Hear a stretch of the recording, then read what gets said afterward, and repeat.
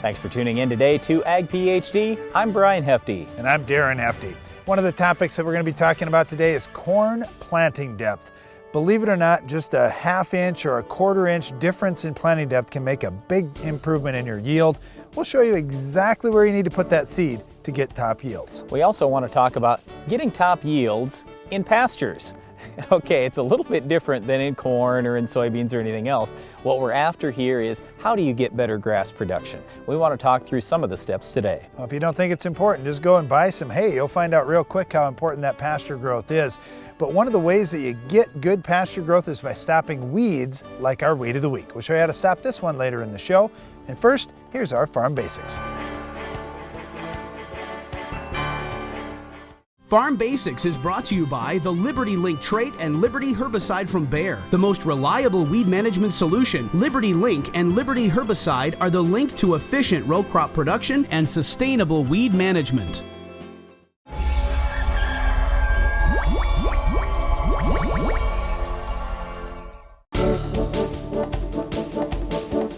During our Farm Basics time today, we want to talk a little bit about how farmers are reducing erosion. And before we get into that, I just want to tell you some good news.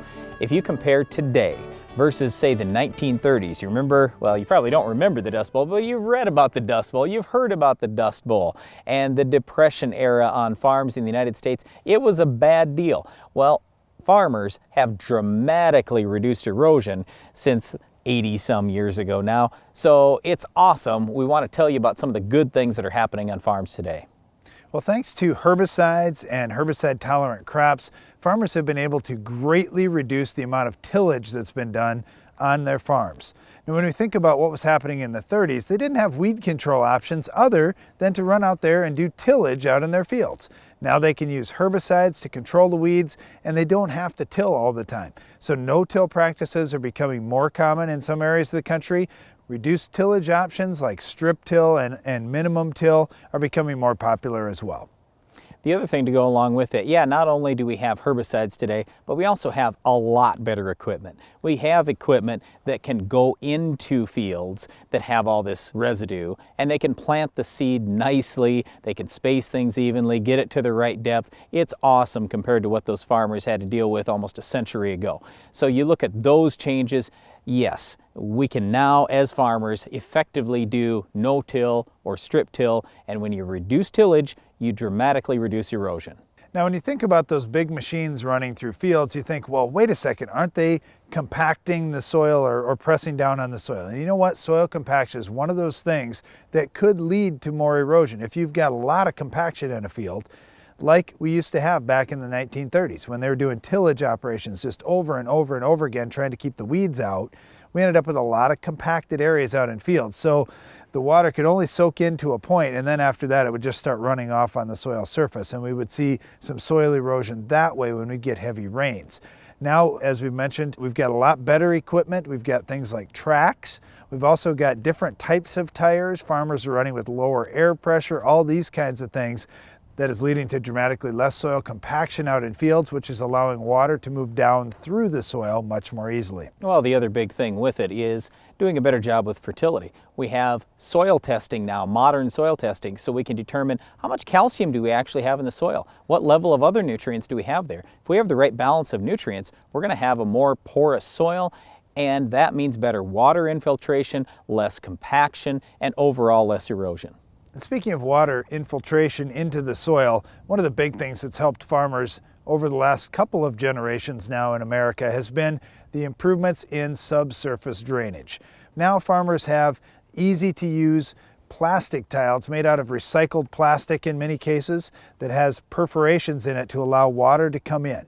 And farmers are able to control that water table a little more so they can ensure when they do get those rains, they're going to soak in instead of just running off. Most of the studies that have been done over the years have shown 40 to 60% erosion reduction when a field is tiled compared to when it's not tiled. The reason why is if the water table is lowered to even say 3 feet, 3 to 4 foot depth is where tile is most commonly placed.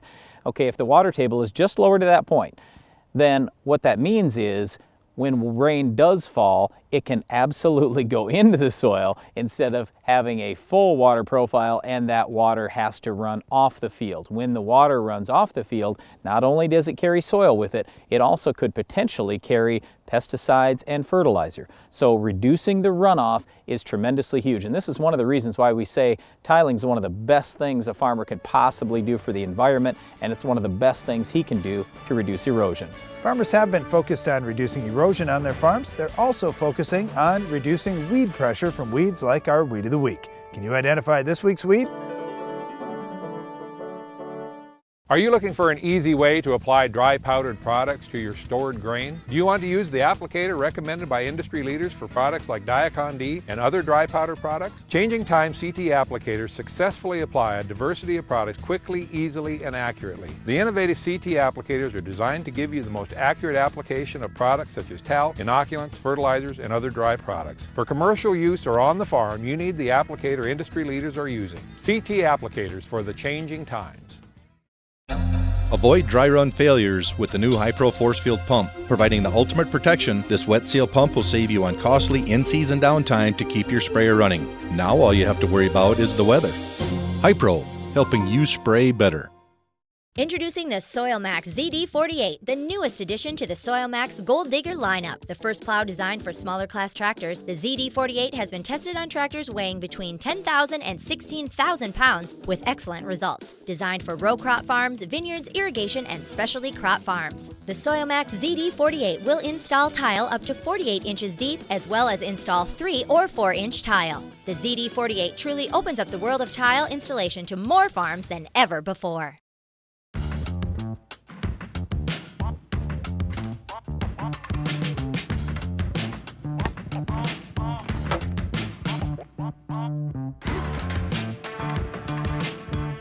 In life, when you put the max in, you get the max out. It's no different for your corn, which is why 40 years of effort have gone into proving that Instinct and N-Serve nitrogen stabilizers do more than just stabilize nitrogen, they maximize nitrogen, so your corn gives you the max in return.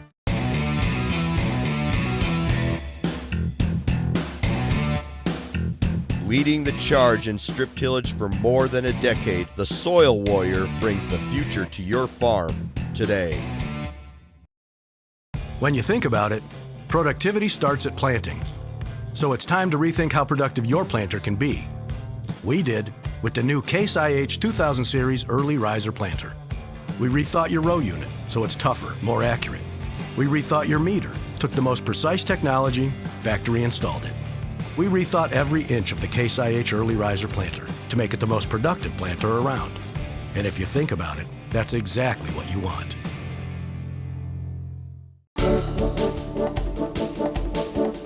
Do you treat your pasture ground just like you treat your cropland? Yeah, I don't think so. Not many people do. But just think about this. If you treated your pasture ground just like that cropland, I'll bet you could raise 50% more, maybe even 100% more grass each and every year. It's a big deal. Start thinking about your pasture just like a crop. How do I increase grass production? That's our topic now. When you think about crop management, it really starts with managing the soil, and it's the same thing out in pastures. We recommend a good soil testing program in your pastures. Now, you may say, wait a second, soil testing in the pastures? How do I do this, or how often should I be doing this? I would look at it just like you do with your farm fields. You know, we're going to face a lot of the same problems because it's the same soil that you've got out in your fields. So look at a grid soil sampling program to begin with. Maybe you say, I'm going to go 5-acre grids this time. That's fine. It's a lot better than what's been happening out in that pasture ground. And what you'll see real quickly is you may have some pH issues out there in addition to some nutrient issues. If you do, that may require liming in low pH soils. I know a number of farmers and ranchers in the state of Iowa that have been liming their pasture ground just like they lime their fields to try to bring that pH up, and they've seen some marked improvement in grass production.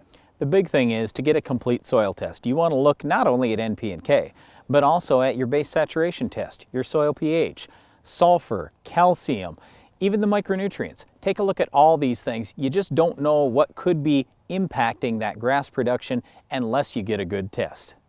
Okay, the next thing, as you get that soil fertility program working out in your pastures, is to work on your grazing management.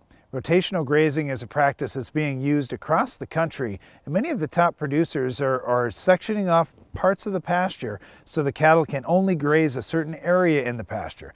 Then, as soon as that area gets grazed down enough, they'll move to the next area and completely protect the area that was just grazed. That way it allows for maximum regrowth, and it keeps the cattle into some lush grass. So they're going to see maximum gains as they've got a big full growth area to work on.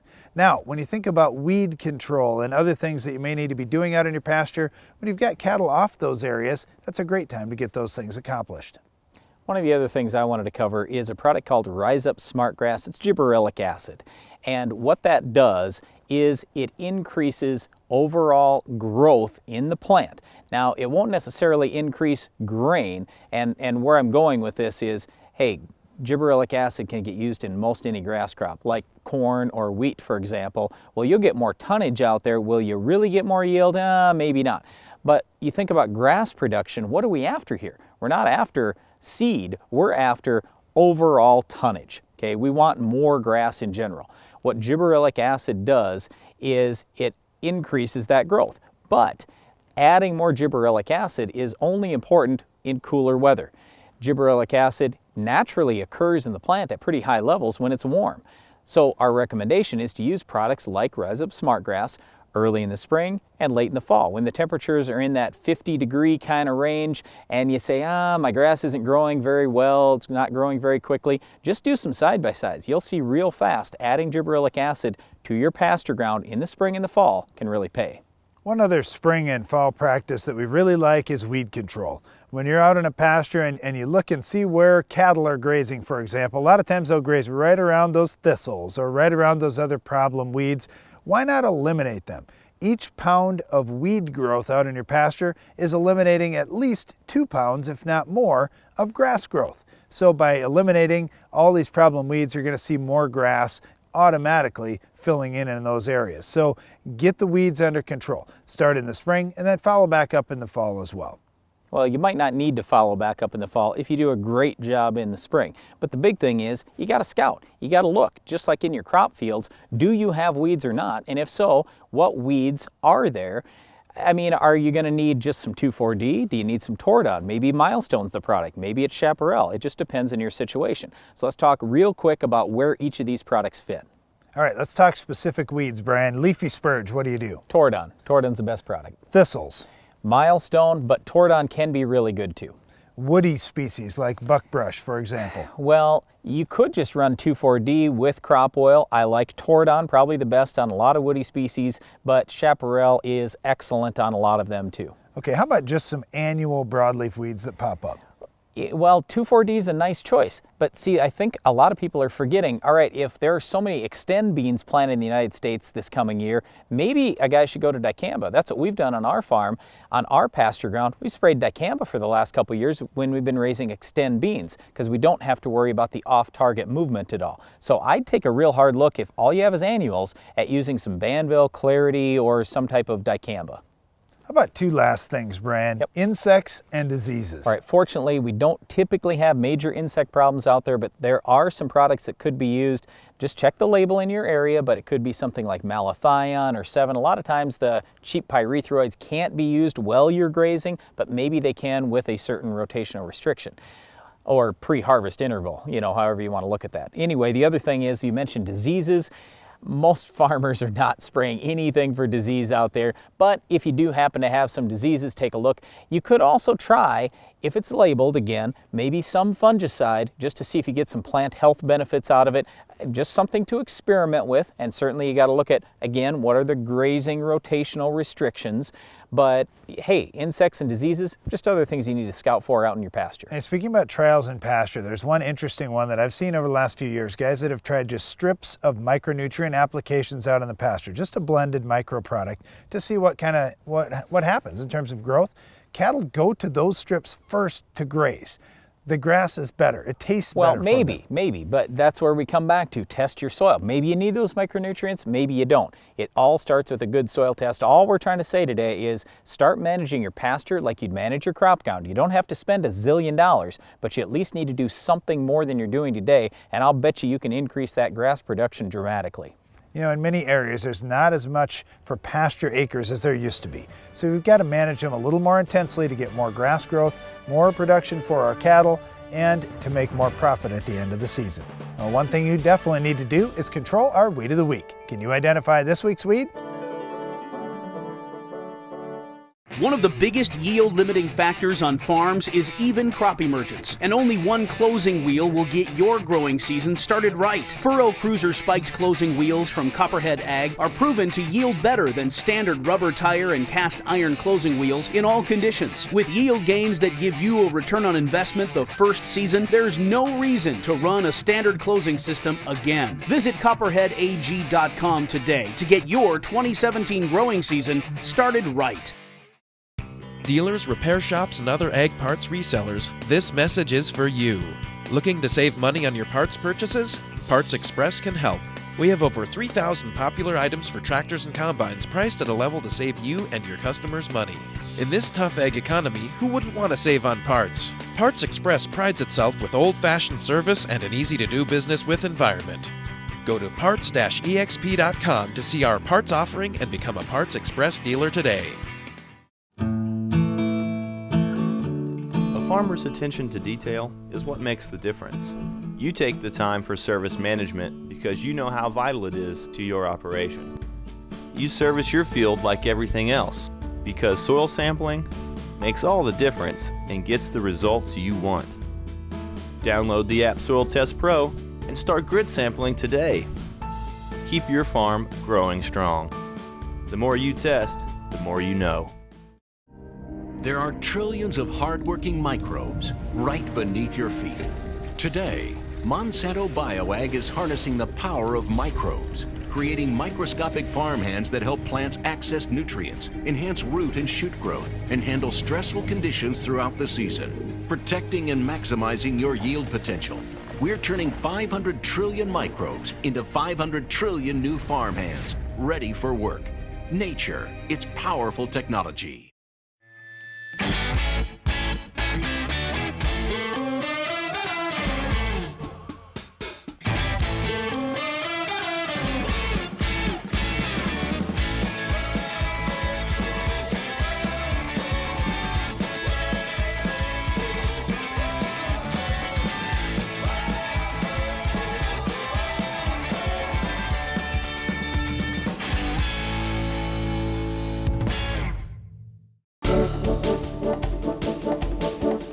One of the most important things you can do every year is plant your seed right. You don't get a second chance to get that planting just right, and that really determines a lot of your yield. Well, corn is not very forgiving, and when we're talking about putting corn seed in the ground, it has to be somewhere between 1.5 inches and 2.5 inches deep. You can never go more shallow than 1.5 inches. If you're planting it only 1 inch deep, you're going to have roots above the ground, and some people will say, no, you can't. Sometimes you have to plant shallow. No, you really don't. 1.5 inches is as shallow as you can go. Now, don't get us wrong. You're always going to have some brace roots above ground, but that's not what we're talking about. We're talking about the main nodal roots of the plant. They will, some of them at least, be above ground if your planting depth is a little more shallow than 1.5 inches. Now on the flip side, you don't want to be deeper than 2.5 inches because most studies have shown when you're 2.5 inches deep or more, now you're starting to run the risk of more compaction, basically creating a hard pan on the soil surface. It's harder to push through, the plant takes more energy to push through, and it often gives up a little yield. Now the big thing here too is to try and have all your seeds at the same depth because you want them all to come up in as narrow a time window as possible. If you can get them all to pop up at the same exact minute, that would be ideal. Then each plant is going to have an equal opportunity to compete and you're going to maximize your yield potential. If you've got seeds popping up a week later than other seeds, they're going to end up just being weeds out in the field. If you ask me, well, what's the exact depth you'd like to be at? I would say it's in that range of 2 inches to 2¼ inches, right in there. So you pick it. Okay, so let's say it's 2.1 or 2.2 inches. That's exactly what you want to shoot for all the time. And thanks to some of this newer technology that's on the market today, like precision planting, but there are other choices too, you can do a much better job than you used to be able to, so you can get more of that even emergence like Darren's talking about. All right, the last question we get is, well, should my tip of my kernel be pointed down? Oh, we don't get that question often. Sideways? We generate that question, Darren. We've done some studies basically showing that if you've got the tip of that kernel pointed down, you're going to have faster emergence. So we're hoping that someday there's a planter that can get the tip of the kernel always down, and you'd have more even and slightly faster emergence. We're also hoping there's a planter someday that can just take out our weed of the week as it's driving through the field. We'll show you how to stop this tough weed coming up next. The Weed of the Week is sponsored by the Enlist Weed Control System from Dow AgroSciences, a new herbicide and trait system that will build on glyphosate. Farming isn't just in the land, it's in you. Take control of weeds like never before. Enlist builds on the Roundup Ready system, combining proven control of a new 2,4-D and glyphosate in Enlist Duo herbicide. Protect what matters without changing the way you farm. Talk to your seed or crop protection supplier today.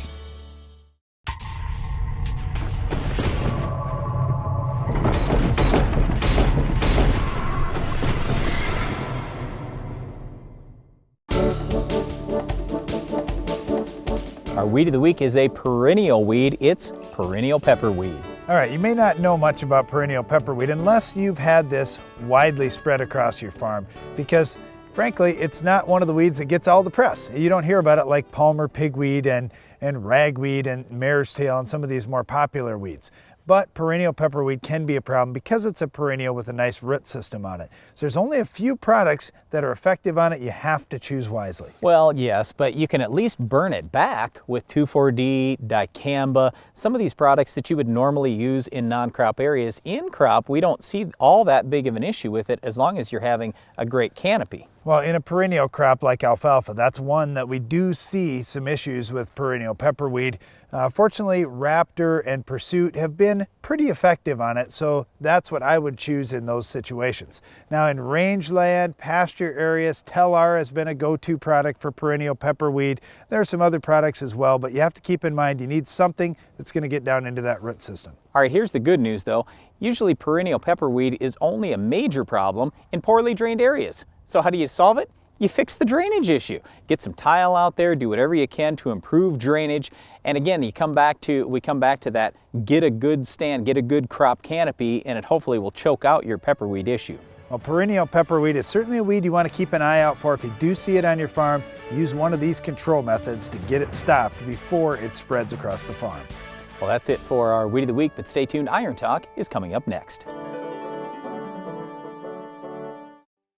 We love the quality, we love the construction. We're looking forward to working with Morton in the future. They have this down to a science. They know exactly what you want. They know how to make it happen. It's an easy process. I would definitely recommend Morton. From the first time I met the salesman to the last nail that the crew put in, it has been a positive and professional experience. I'm so happy I found Morton because they just make the job so easy. Find the building of your dreams at mortonbuildings.com. Sometimes getting the yield you want means you need a whole new game plan. Think about it. When the older conventional fertilizer you've been using goes head to head with tough soil conditions, they can get all tied up before they ever have a chance to score. That's when it's time to regroup. Time to send in the A-Team. AgroLiquid isn't like other fertilizers. Their nutrient-balanced products stay in the soil in the right formulations in just the right amounts. And because of AgroLiquid's unique chelation technology, you wind up using less and seeing more in your yields. So you could wind up having one heck of a championship season. Make a smart start with AgroLiquid To find the closest nutrient coach near you, visit agroliquid.com. Corn uses 75% of its nitrogen after V10. Investing all of your nitrogen budget before the crop is planted means you can't react to the changes in nitrate levels due to mineralization, rainfall, and temperatures. Split application using the 360Y drop boosts nitrogen efficiency and often yields. In seasons with strong mineralization, you can save input costs by reducing applied N. In wet years, replace lost N and hit your yield goal. Learn more at 360yieldcenter.com. For lower costs, higher production, Mandico Agri leads with versatility unmatched. Twister is the vertical tillage unit for no-till as well as conventional tillage. Avoid costly downtime with Twister's ease of maintenance. Its unique Coulter suspension allows it to follow the contour of the field yet remain forgiving in rocks. Our hydraulically adjustable Coulter angles mean you never leave the cab, making residue management easier, more efficient. Spring or fall, the Mandico Twister is the new leader. Check with your local dealer or visit mandicoagri.com.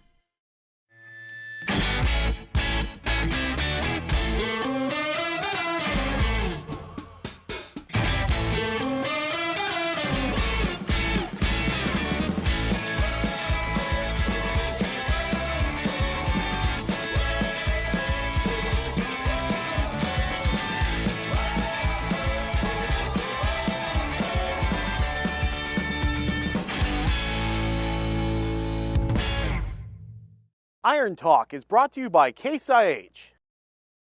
The AFS Connect Farm Management System from Case IH connects you, and only you, to the information you need most from your equipment, from anywhere, at any time. AFS Connect, only from Case IH.